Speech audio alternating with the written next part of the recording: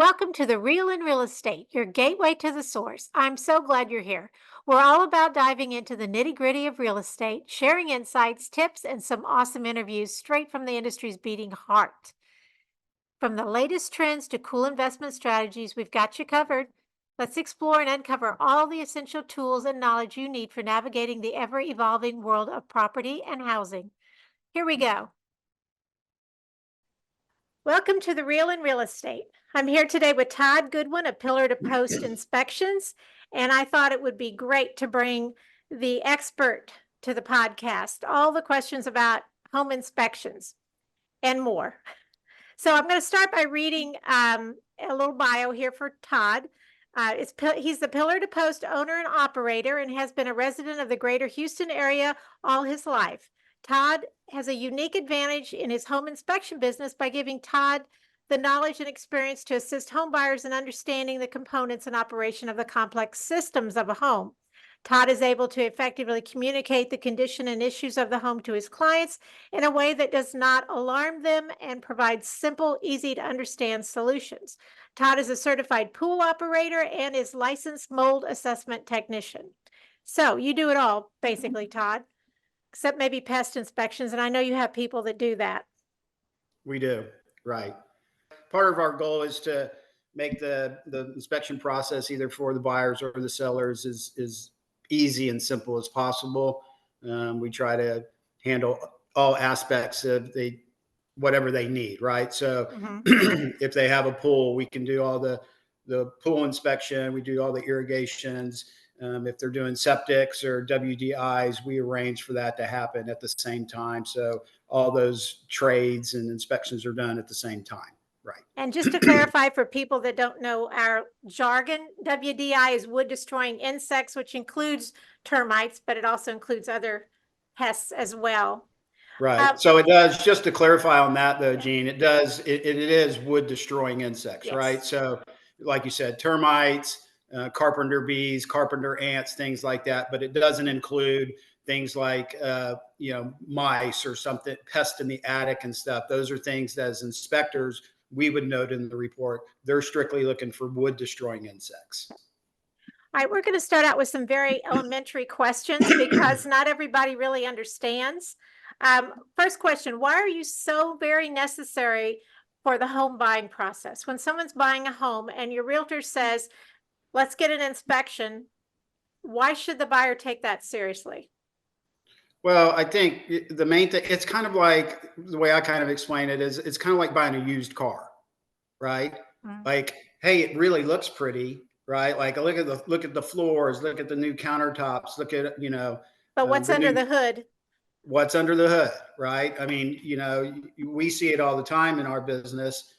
People, they remodel a house or they're a flipped house or something like that, and they deal with those things, and it looks fantastic, right? I mean, the interior looks fantastic, but how old is that water heater? How old is that air conditioner? What kind of plumbing pipes do you have in here? Is the electrical vent upgraded to handle the new systems in the house? So I think it's very important that those things be looked at because those are the big ticket items, right? Like, how old's that roof? Is it damaged? Does it need to be replaced? Does it have galvanized pipe? Does it have aluminum wiring? Those are all expensive costs that come in. Well, you don't want to come into a house and say, hey, it looks real beautiful. But then as soon as you move in, everything starts deteriorating and you're having to spend thousands and thousands of dollars to have those repaired when those could have been negotiated up front when you learn about those systems after the inspection. Exactly. And even I know you go around and check every single outlet that you can physically get to. It could be an electrical problem that you don't even see, that one outlet isn't working, but that could be a much bigger problem than what you see on the surface.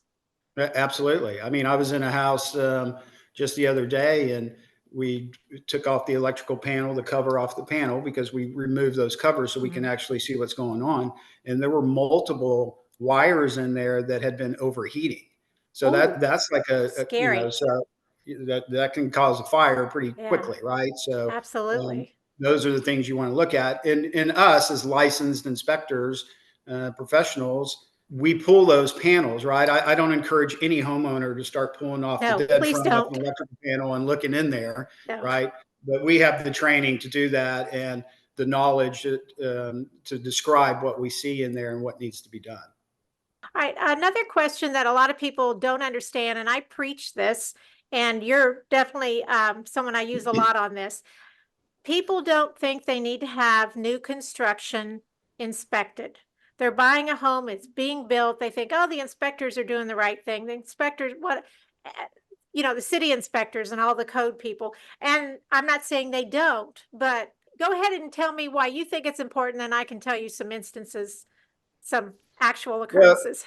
right. So there's multiple reasons I think that new construction be done, inspections be done, and I actually prefer it when we do the phase inspections, where we do inspections from the pre-pour before they pour the foundation, and then what we call pre-drywall, which is where it's all framed in and dried in, but before they put in insulation and all that, and then a final. Okay, but I understand a lot of people don't do that, and they just, they're like, that's the same thing, right? The builder, it's brand new, it's perfect, right? Right. That's not the case, right? I mean, I find all kinds of stuff wrong in new construction, and it's no fault, of the electrician or the plumber or the builder or anything like that. Is anybody can have an off day, right? Well, and I always say it's built by humans and humans make mistakes, whether they mean to or not, it just happens. That's exactly right. And these guys are, everything from the trades that are in there building the house, the humans, to the building supervisors. These are busy, busy individuals, busy, busy teams, right? You might have a building soup that has, 10, 12, 15 houses on the ground that he's trying to manage with all those different trades. Yeah. And then we've had somewhat of a labor shortage too of trades. So we're not necessarily getting the most experienced people in there too. Yes. So it's always good to have, I think, a third party, right? Like Absolutely. in a sense, I'm an uninterested party, right? I'm just there to state the facts of the home, right? I don't have any real say in it or anything like that. The other thing is that, the builders, with their inspectors. And again, I'm not knocking any builders. I think they're all out trying to do a great job for their clients. But they have their inspectors built in, right? Yes. So like we're coming in, we're going to, go ahead and check mark it off, which might not be correct. Yeah. So I think it's an important step in that process. And for the cost, really, Gene, for the cost of an inspection, based on home prices nowadays, especially, it's minimal at best. And it's often more expensive to make those repairs that weren't caught than it would have been to have an inspector and then negotiate with the seller on repairs. I had one client that bought a new home. It was in the process of being built, wasn't finished yet. And they rearranged a few things, took out some bookshelves, whatever. And I convinced him to do a final inspection before we closed on the house. And what had happened is they had filled in some bookshelves on either side of the fireplace. And when the inspector came along with his infrared, he found that it went from, cool, cool, hot, cool, cool. They had not insulated where the bookshelves would have been. They just closed it up. So they had to tear it out, insulate it, put it back together. And that would have cost the homeowner a pretty penny had that not been caught. And it would have been noticed eventually. You would have noticed those because it was a sizable area. Right. And it's aggravating, right? I mean, it's not only just the cost, but now the inconvenience of it all and just the frustration. And then it seeds other doubts, right? Like, well, if this was missed, what else? Right. Exactly. What else am I going to find and have to pay for? What are some of the things that, as an agent that's been around a while, I see similar things pop up on inspections? For instance, almost every house it's going to say the soil's too high on the outside. We can't see 3 to 4 inches of the foundation. What are some of the most common things that you seem to find on resale on homes that are not new construction? Things to look for. The most common thing, you're right, high soils. That's really, that's an easy fix, but that's just over time, homeowners, they're, like me and my wife now, we're getting in the spring mode, right? Like, all Yeah. right, it's time to get everything ready. So you get a lot of people that just add, flowers and mulch and things like that. And so it just continues to grow or raise, and then you don't get to see Mhm. the foundation. So that's a very common one. Another one is what we call spalling, or some people call them corner pops. And those are like on the edges of the house on the foundation where you see little cracks at the edge. And those are really not structural in nature, but it's Mhm. very, it can be alarming to people to see it. Like, why is my foundation crack there? But it's Right. really a common issue that shows up. Can we And go it's back real quick to high soil? Because somebody watching this is probably, or listening to it is probably going to go, so what? Tell them why that something that simple is important to not have. well, right. So there's several reasons why that's important. First of all, is you want the proper drainage away from the Mhm. house. You want roof runoff and everything to drain away from the house. Okay. So if you keep building up that level, those soil levels, then you're not getting the proper drainage. Another reason is, and if you don't get the proper drainage, right, then you can get water encroaching into the Into the house, house. right, through the Yes, weep that's holes, right? So there's very weep holes at important. the, yeah, on brick and stone veneers. There's what they call weep holes, which are openings in between the bricks. You can get water in there. Another issue is the wood destroying insects. If you Mhm. can't see the foundation, subterranean termites come from the ground. If you can't see the foundation, you don't know if they're getting up into the wall cavity, Right. right? Because the subterranean termites, they create little tunnels that you can see on the foundation. So you want to be able to see those 3 to 4 inches. So as you're Yeah. doing your yearly walk around the house, and I encourage everybody to do that, just walk around the house once, twice a year. Just look like, hey, See do we what's have going some wood on. rot? Do we have soils going on? Is there termites around here? Whatever, Yeah.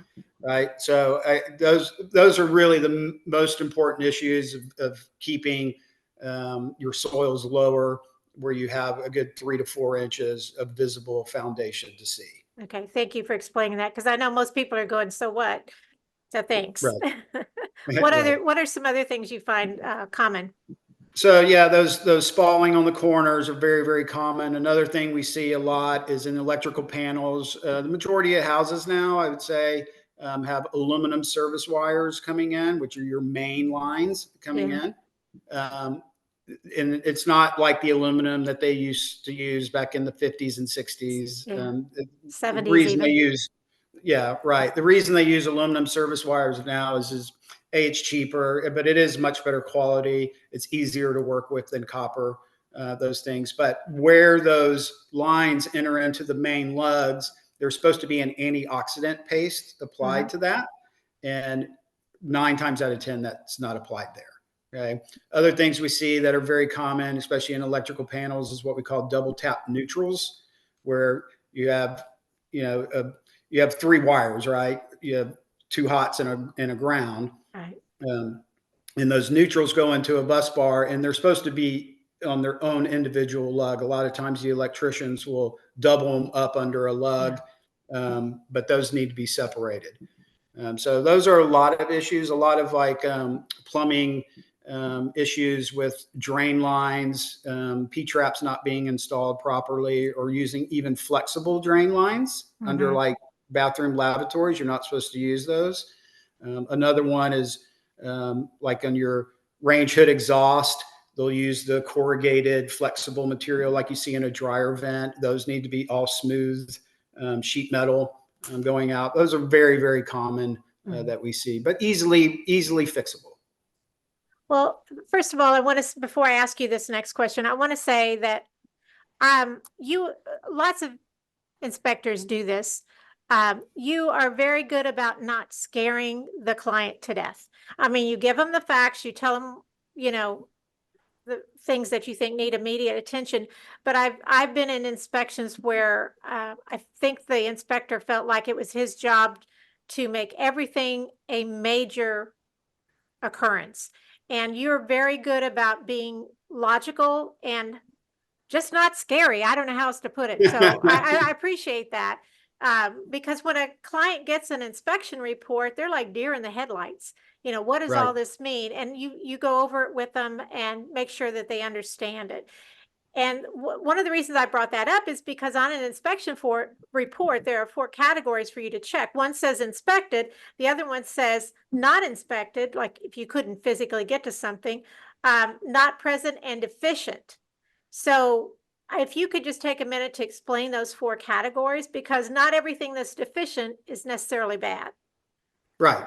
Yeah. So as inspectors, we're licensed by the state, and we're under the Real Estate Commission's authority, right? So in Texas, we have every inspector throughout the state has to use that exact same form. Okay. So the Real Estate Commission has created that form. So with the categories with inspected, not present, and deficient, we have to check one of those, at least one of them. Okay. So inspected obviously means, hey, I've looked at the electrical panel, I've checked it, right? Right. So if it's not inspected, that could be a number of things, right? Like you had said earlier, we might not have access to it, or it's something that the buyer doesn't want us to inspect. It might be like an irrigation system. Well, we don't need you to inspect that, right? So Right. we check that. Okay. Or not present would be kind of the same thing, right? Like, new construction, like we were talking about new construction earlier. A lot of times we'll go in and the appliances aren't in. So we'll say, it's not present. It's not Right. here. Right. And then deficient just indicates that, hey, we've inspected this area. We found some issues with it. So we mark it deficient. And like you said, some of it can be very, very minor, but it's still a deficiency. And we Right. explain that to the client as well. We're like, listen, I mean, it is deficient because of this issue, but this is a simple thing to do. It's even like something as simple as just caulking around windows, right? It's still Right. deficient, right? But it's a simple fix. Another thing is, if a home was built in 1980 and this is 2024, it's very likely you're going to find something deficient because the codes have changed between Correct. 1980 and 2024. You want to address that? And I know every situation is different, but in general, give us some input on that. Okay, so on that, so it's important to keep in mind that a home inspection is not a code inspection. Okay, Right. so, and you're right, codes change all the time, and they literally can change in between counties and areas of Yes. town. Yes. Like, what's code over here in Oak Forest might not be code up in the Woodlands, right? So, so it's not a code inspection, but the way we look at it is as a safety issue. Okay. So anything that we locate that can be a safety issue in the home, we're going to mark as deficient. Okay. So I think that's very important to keep in mind. So, things like you said, a house that was built in the 80s probably was up to code then. Probably I'm was. sure. Yeah, probably.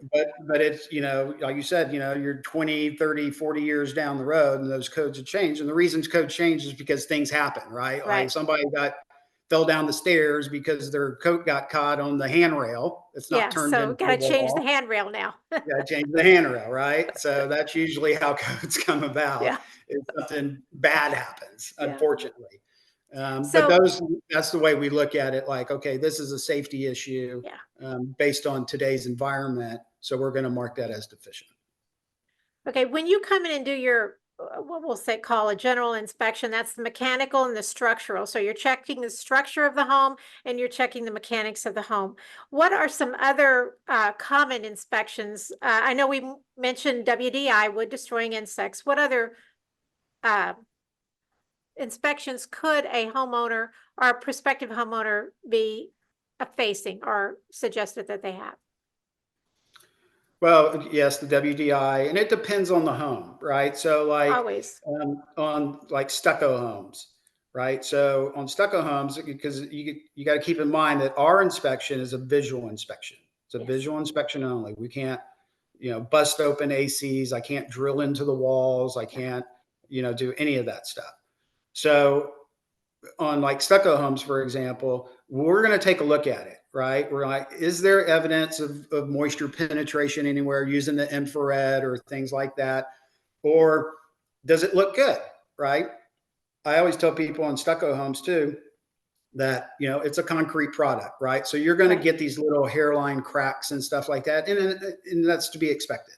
Okay. And there's Yes. really no repair for that. The repair for that really is to paint it, just so you're sealing it. Okay. But I can't see what's going on with the substrate. So on particularly older stucco homes, we'll make a comment like that, it appears to be in good condition, but if you want a more detailed um, investigation of what's going on with the substrate, then we recommend that they hire a stucco specialist that can go in there and do what we call invasive testing, which is where they'll drill holes, and they're small little holes, but they'll be able to drill into the stucco and get to the wood framing and sheathing and things like that back behind To there. detect the And moisture. right. And see if there's wood rot or moisture or Yeah. things like that going on. Also, in my particular company, we don't do wells and septics, but if you have a well and septic system, we have Please get it plenty of, inspected. yes, we have plenty of subcontractors that do that. I came from the insurance business, so I'm very risk adverse. We only use licensed sanitariums to do that. There are other folks out there that will pull the tanks, the lids off the tanks and like, hey, it's good and stuff like that. Our job is to give the best information to our clients and your clients that we possibly can. Perfect. And so I want only professionals, licensed professionals out there doing that for me, at least for my company. And you do pool inspections yourself, am I correct? We do, me and my team, we do pools and irrigations. We handle those additional services as well. I'm a certified pool operator and inspector. I've been around pools my whole life. I used to dive for NASA for many years. Oh, wow. I've been around pools forever. So I know what I'm looking at on those. And, you run into some typical problems with pools, and a lot of it really is the same with the homes themselves. A lot of it is just kind of deferred maintenance is the way I like to explain it. Well, let me ask you this question. Sometimes sellers will ask, should I get an inspection before I list my home? And I know, again, every home, every situation is different. Do you do those kind of inspections, or do you recommend them? We do. We do what we call pre-listing inspections. And I actually encourage, I know I'm a little biased because I own a home inspection company, but I think it's a wonderful ideal to have a pre-listing inspection. I mean, it puts the seller in a much better position, right? So again, Yes. what we were talking about earlier about like common problems we find in a house, right?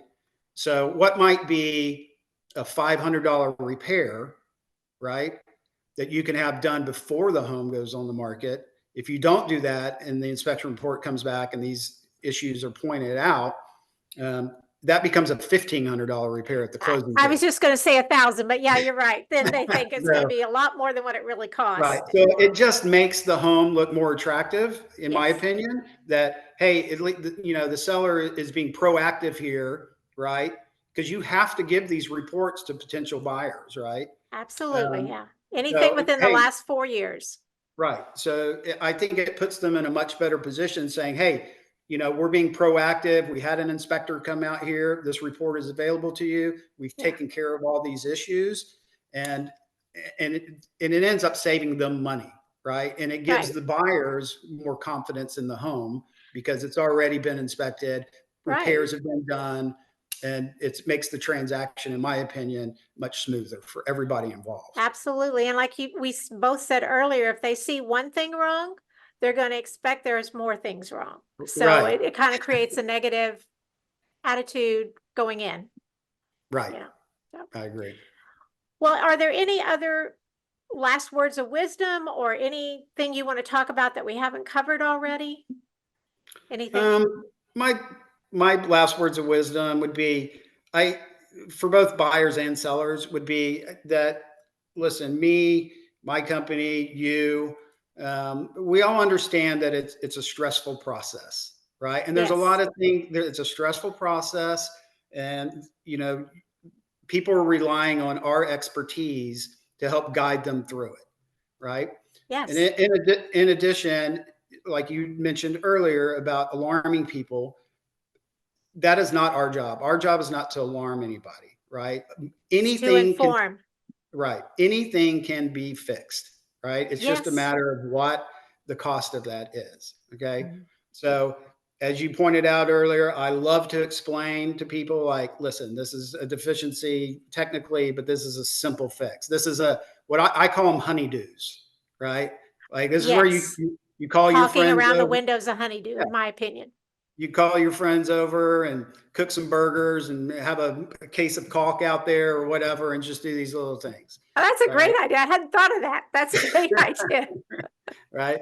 So, and then the other thing, my only other piece of advice would be to trust your realtors. It would be. I mean, these folks have been in the Thank you. business for a long time. And even if they're newer agents, my impression of realtors and the ones that I deal with and the companies that I deal with is they're all willing to help. So there's always, advice and guidance for that. But my advice would be to trust your realtor. They really, really do have your best interest at heart.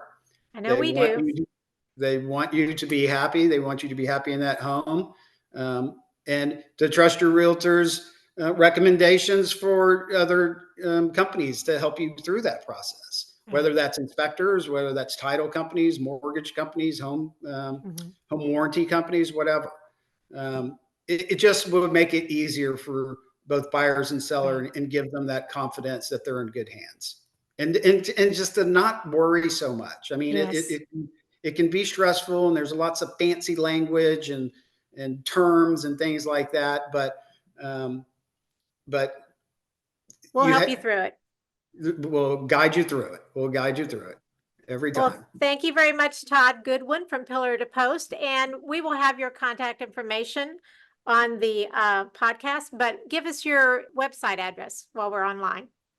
It's www.pillartoposthomeInspectors / the Goodwin team. Perfect. Okay. Or you can reach us at our office at 281-628-4418. Thanks again, Todd. And we will have that information for everybody Thank you, on the Julie. podcast. Thanks for taking the time. I appreciate everything. I appreciate you having me. Thank you. Bye, Todd. Bye. Thanks for tuning in to The Real in Real Estate, your gateway to the source. Be sure not to miss our upcoming episodes loaded with fantastic insights, expert tips, and all the latest trends in the property scene. Don't forget to stay connected with us on our Trilogy Realty Group socials: Facebook, Instagram, YouTube, and even TikTok. Until next time, take care.